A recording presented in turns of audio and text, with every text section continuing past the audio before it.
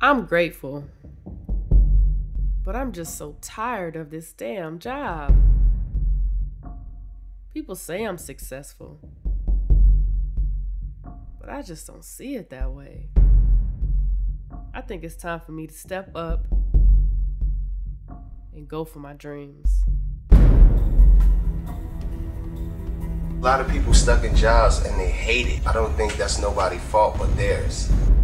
When you are studying something you love, it's nothing but fun. I work hard. I work harder than an ugly stripper. You have to first believe in yourself before anyone else can believe in you. We have the capabilities to create the impossible. I've been through a lot of stuff in life, but never once have I felt like this is the end of my path. You have to find your zone that's comfortable for you. I just like to impress me. I'm constantly challenging myself. I finally understand the secret to balling.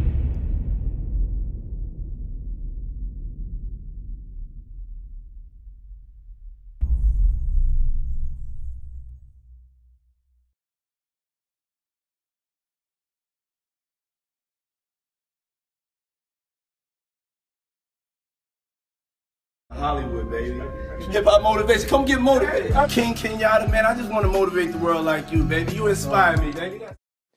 Hey guys, it's Mo Rock here with NowHipHop.com. I just finished a conversation with Kenyatta of Hip Hop Motivation. Of course, most of you know Kenyatta from his videos on YouTube, which have garnered millions of views, his upcoming film featuring Chris Brown, Snoop Dogg, Dame Dash, and of course the books that he has written and published. So this conversation starts off with talking about the Poppington Academy, which of course is Dame Dash's academy, which Kenyatta is involved in.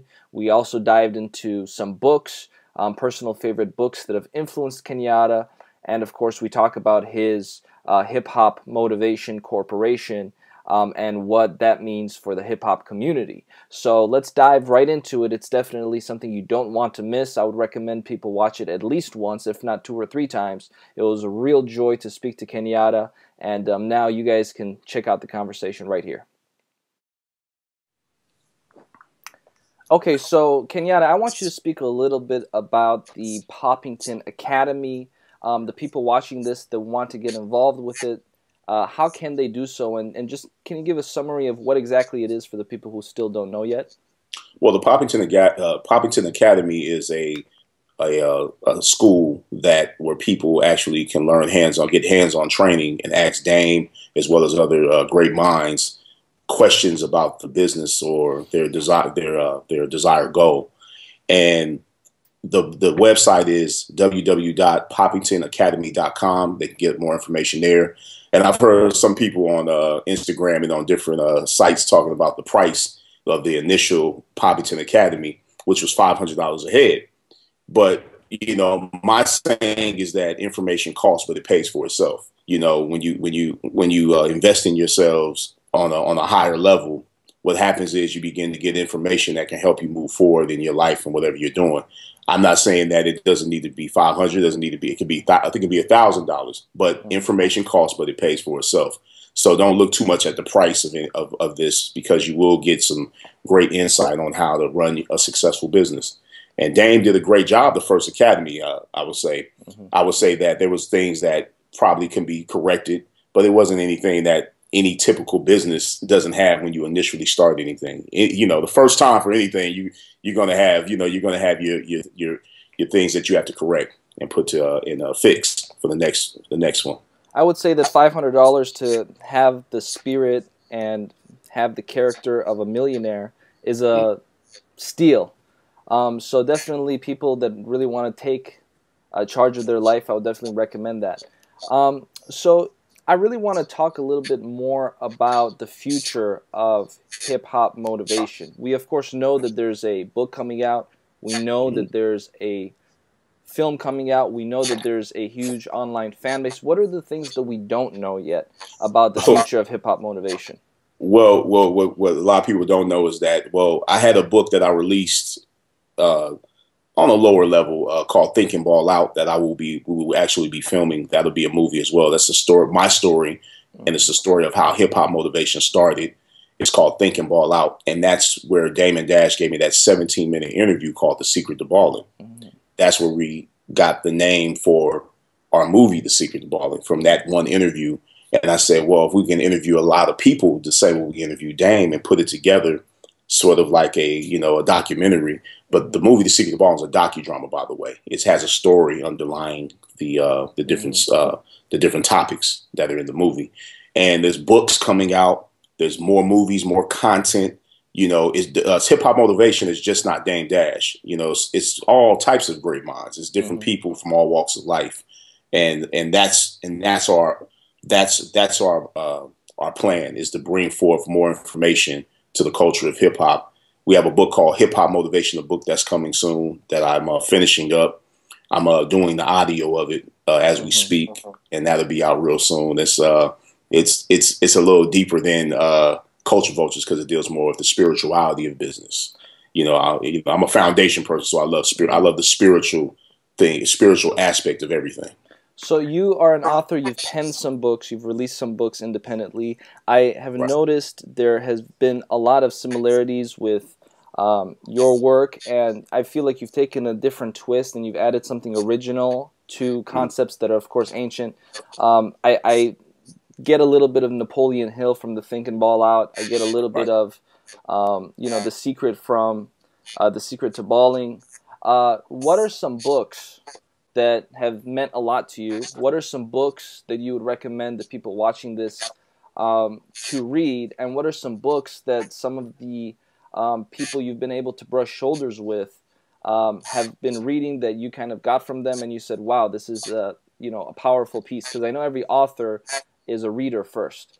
So can we talk a little bit about the books that have influenced you most and the books that you would recommend for people watching this who have a burning desire to be successful? Besides, of course, your own books, which would be at the top of the list. Oh, yeah, definitely. Of course, Think and Grow Rich by Napoleon Hill is one of my favorites. I'm a big fan of an author named Neville Goddard. He has a book called Resurrection that I love. It's a little on the deep side for some people, but I definitely attracted to it when I started reading it. I couldn't put it down, and I like studying ancient wisdom as well. I read constantly. I read the Ancient Wisdom of Tahuti, who was the knowledge and the scriber of all knowledge and all the information out there, and that was out of Egypt, ancient Kemet. And I also the book that I also loved was called The Alchemist by Paulo Coelho. I think that's his name. I don't want to say it wrong, but that was also a great book.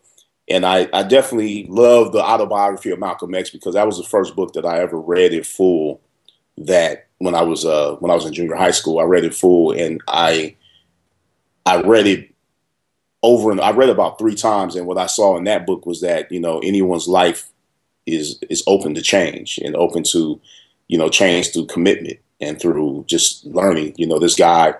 He could, he at one time he could barely read, taught himself how to read. He raised himself up to become a better individual in society and just help his people. And that was one of my favorite books as well. But I definitely would recommend Resurrection by Neville. It's a great book. It's a great book. A book that's really popular within the African-American community, particularly with entrepreneurs, people that are involved in the hip-hop industry that are trying to make money from hip-hop, is The 48 Laws of Power by Robert Greene. Right. That's also one of my favorites, yeah. Definitely. The Art of Seduction, I've read all those books, yeah, definitely. And, of course, he worked with 50 Cent. And the reason why I bring Robert Greene up is because I'm actually filming some... I have a project that has to do with the 48 Laws of Power that's going to be released by way of Now Hip Hop over the course of the next couple months, where we dive into the book and we study the book and we kind of produce something in layman's terms. Of course, it's going to be free and for people that are interested in his work to just check out for free. But how has that particular book influenced you? Because that's my personal favorite all-time book. And how has that book influenced you? And what was it like when you first came across it? What was it that Because to me, that's one of the most powerful books you can come across. I agree. And it's funny. The books I just mentioned were spiritual books, but as far as strategy books, the 48 Laws of Power is one of the best strategy books ever. And it's funny because a lot of people sleep on The Art of Seduction, and The Art of Seduction may be better than the 48 Laws of Power as far as, what it takes to influence people. Yeah, there you have it. That book right there, that was a very powerful book for me as well. But the 48 Laws of Power, when I was reading that book, that was another one I could not put down. And also I didn't rush through it. I'm a firm believer in just like going back over chapters before you leave them. So that way you can actually get a better understanding of what you're reading. But that book is powerful, man. I mean, the history lessons in that book, Robert Greene definitely did his work. You know what I'm saying? He definitely influenced me to become a better writer. Definitely. Yeah. And for people that are not born with a silver spoon, for people who have to go to overcrowded, low-funded public schools, right, this kind of information is not something you can get from your family. This kind of information is not necessarily something you can get from most entertainers. Right. So that's why I have to emphasize again that what you're doing is very important and very powerful. I think there's a burden of responsibility with you right now, because now you do have an audience of potentially millions of people that are listening to you. And you can literally instill that spirit that changes the direction of the people that are following you. And that's one of the reasons why I love Robert Greene's work so much, is because he basically took a lot of these concepts that very few people knew about and just made it public and made it free for everybody to know. These are the kind of conversations that you see people in the upper echelons, those guys that are, on the golf courses that have the old money that share with their children anyways.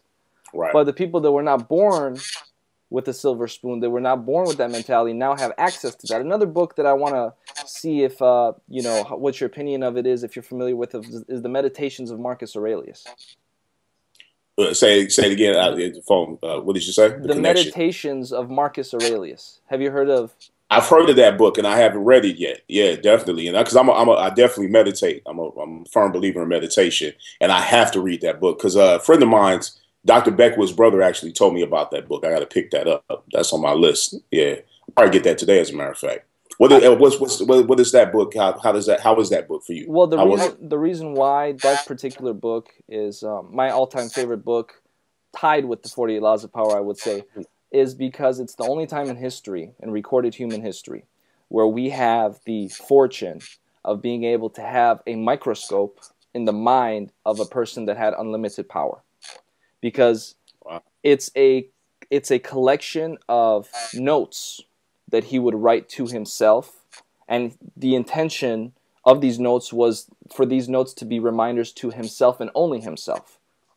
But years and years and years after he died, some of these notes were collected and printed into this book. This was not a book written per se. This was not even a diary.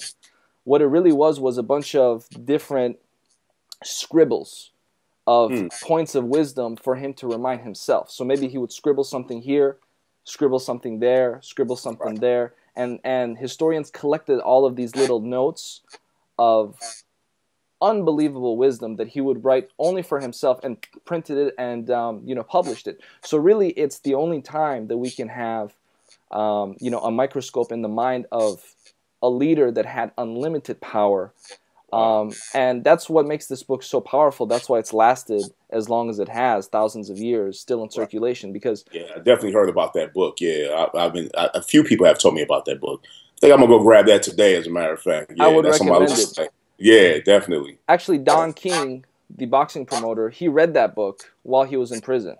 And when he came out of prison, that's when he, it's amazing because when he was in prison for 2-3 years and he read that book and he studied that book and he consumed that book, that one single book, those couple years that he was in prison, he came out and bam, 4 or 5 years after he's out of jail, he's an internationally known multi-millionaire. So that book has touched a lot of people, and the people watching, I would definitely recommend it.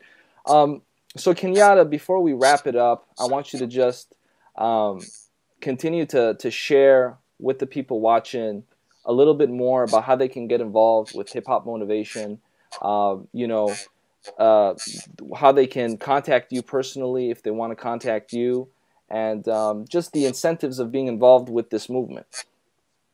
Well, they can contact me at hiphopmotivation01@gmail.com. And the way they can be involved in this movement, anytime you see our logo, anytime you see our brand, just know that it would definitely always be quality work that will be behind our movement. We're never going to put out smut. We're not going to put out any negative trash, even though, you know, with the Think and Ball Out project that we're about to film, it was a personal experience that I went through. Okay, so Kenyatta, of course, a very pivotal moment in your life was when you got shot several times. A lot of people watching this may not know.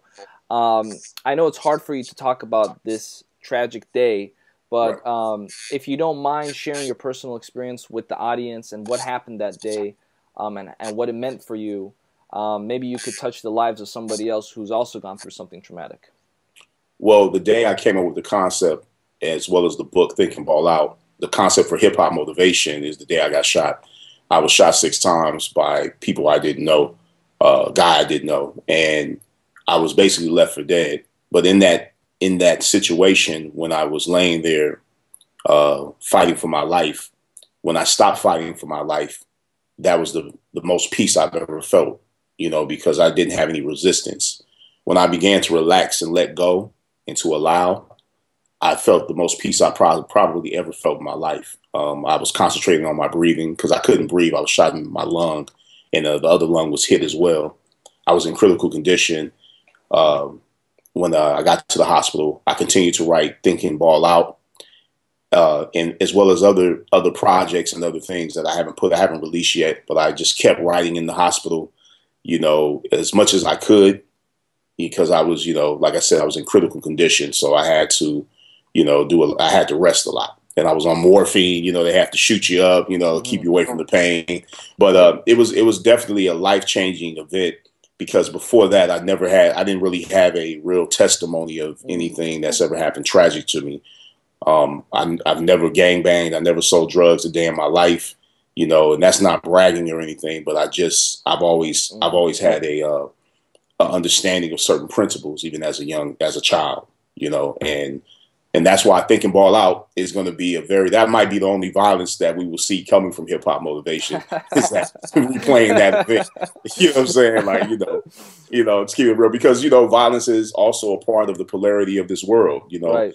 There's bad things that happen to people. There's bad things that happen to good people, bad things that happen to bad people. And, you know, if it means giving a moral to the story, that's what we're all about. As long as it has a moral. You know, because it's no longer a day of being irresponsible, putting out irresponsible footage and irresponsible projects to the culture, you know, because it's so much violence and so much people have really lost their lives, and families have been changed and turned around over violence. And it's not good to just put out things irresponsibly. It has to have a moral, you know, and that's what hip hop motivation is about, having morals and a standard for our work.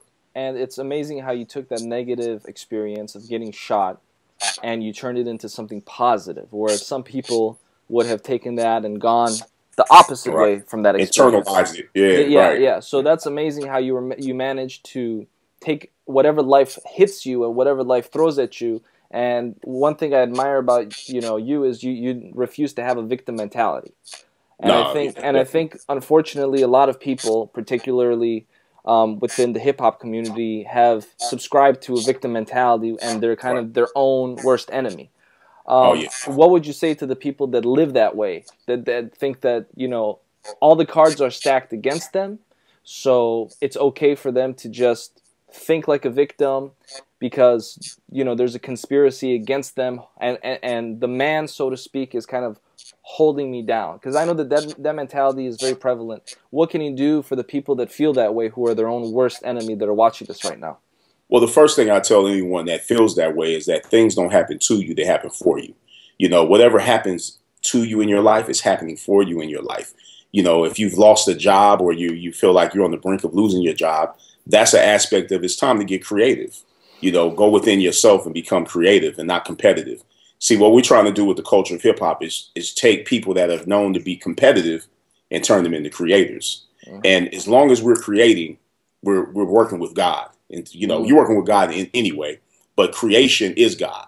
So what we want to turn people into is becoming thinkers, a culture of thinkers, a culture of creators, a culture of investors, and culture into people that care more about other people than themselves. Because the culture of hip hop has definitely done a job, you know, and it's almost like we're a janitorial service more than a self-help company from a hip hop perspective, you know, because we have to clean up some of the things that have been done and said out there that people actually believe and follow.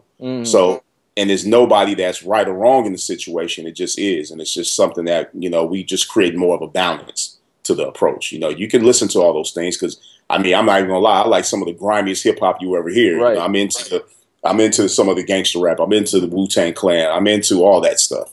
But the only difference is that I have a knowledge of self. So me having self-knowledge, I can listen to these things as entertainment opposed to internalizing what I'm hearing and moving on it. And that's such an amazing message, and I'm really happy that you're throwing that out there for the universe and for people to hear. It really is about understanding the self. I think that's a prerequisite for anyone that truly wants to be successful. Oh, most definitely.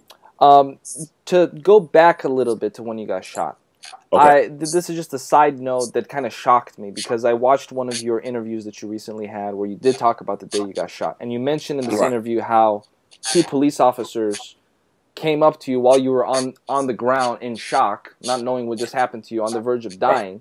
And instead of helping you, they simply asked you, what did you do to deserve this? And they looked at you in a very condescending way, trying to get information from you. Right.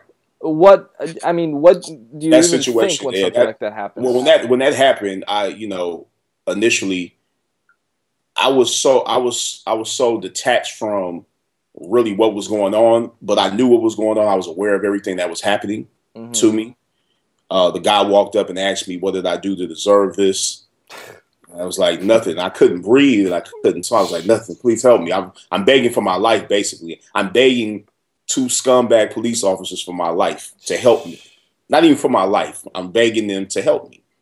And they were like, oh, you must have done something to deserve this. And I said, no, please help me. Please help me. And they're standing over me. My God. And then the other guy, he said, what's your name? And I said, Kenyatta. And I couldn't breathe, so I couldn't really speak well. And he was like, I can't understand you. If you can't tell us your name, we can't get you any help. But the source, God, Allah, whatever you want to call the source, already had a plan, and there was ambulances coming in the background anyway. So what they were trying to get off didn't work. Right. You see what I'm saying? Because, you know, they're not the creator. So when the ambulance came, you know, they ripped my clothes off to see where I was shot, put me in the ambulance, took me to the hospital, had me on the breathing machines. And that was an experience that actually also taught me a certain amount of humility, you know, because in the midst of that happening, I know definitely I couldn't hold any anger or any angry feelings towards those officers or anyone in that position in order to heal and to live better. You know, because if I would have held on to anger, I definitely think I probably would have stopped the concentration on my breathing just to get those little last breaths that I needed to stay alive in that moment. Interesting. It's amazing you bring that up about your anger, because actually the follow-up question that I was going to ask you was, how is it possible that you don't and didn't have hate in your heart? Well, I understand certain principles and certain laws. Before I was shot, I was always, like I said, I'm a crazy reader. I read a little bit of everything, but I started studying the ancient wisdom of Tahuti, and I started going within, start studying things like polarity, start studying the laws of correspondence and how, you know, things don't happen to you, they happen for you. You know, I began to study Jesus, Buddha. You know, I began to study Muhammad, you know, and all these great minds of the world, the prophets. And I learned that, you know, all in all, temperament and certain emotions are toxic to the body. You know, anger is toxic to the body. You know, fear is toxic to the body. You know, if someone passes away and that sadness is toxic to the body. Mm-hmm. And me understanding that principle is actually what helped me in that situation, because I couldn't hold on to anger. Even after I got out the hospital, you know, it took a while to heal, man. I took months, you know, because I was shot in the leg, I was shot in all my upper body. It took a while to heal. But also what helped me heal was being around my children, you know, because children's spirits, you know, I call children's spirits pure God. And being around that pure, beautiful energy is also what helped me heal as well. Well, thank you so much, Kenyatta, for this truly unique and special interview. I know and I'm confident that it's going to touch the lives of, you know, people out there in the universe. I think that if somebody is supposed to listen to this, somehow they'll come across it. We will be transcribing this in the next issue of the Now Hip Hop magazine. So I'll be sure to send you a copy of, you know, we'll be writing about this, and you'll get one of these soon. NowHipHop.com. Can you just go ahead, let the people know one more time for the record, the website, the Twitter, the Facebook, the YouTube channel, everything, and of course we'll add that to the website, but just for the people watching this so they know again. Oh, well, they can get in contact with me at hiphopmotivation01@gmail.com. They can also hit me up on Instagram at hip_hop_motivator. That's my Instagram. Facebook, I'm not on Facebook as much, but my Facebook is Kenyatta Kari. You can put that in under Facebook, and that's really how they can reach me. And they can go to www.thesecrettoballing.com. That's where you can learn more about the film and what we're doing, because the film it'll be out, like I said, in probably a few weeks or so. Okay. We're looking at a few weeks. We're finished. We're wrapped up. And we will definitely be keeping our eye out for that Diddy and Dame Dash conversation, because that's you know, in addition to the video and the book, that's also something that I'm really excited for, because I just want to see these guys play chess together. That's like, it was that's like two grandmasters playing chess. It's something that's gonna, you know, I'm gonna get the popcorn ready. It's definitely entertaining footage. Alrighty, Kenyatta. Well, thank you so much for your time. This was a real interesting dialogue, and hopefully we would love to have you back and touch base with you in the future. Anytime. And continue this conversation, because I know there's a lot of people, you know, there's that niche group of people that love this kind of dialogue, and it means a lot to them. And we don't do this for, you know, 10 million views. We do this for the 10,000 people, the 50,000 people, the 100,000 people that really, really care. So this is specifically for them, and we would love to have you back in the future so we can continue this dialogue. Thank you. Anytime. Peace and blessings. Peace and blessings. All right, take care. Peace.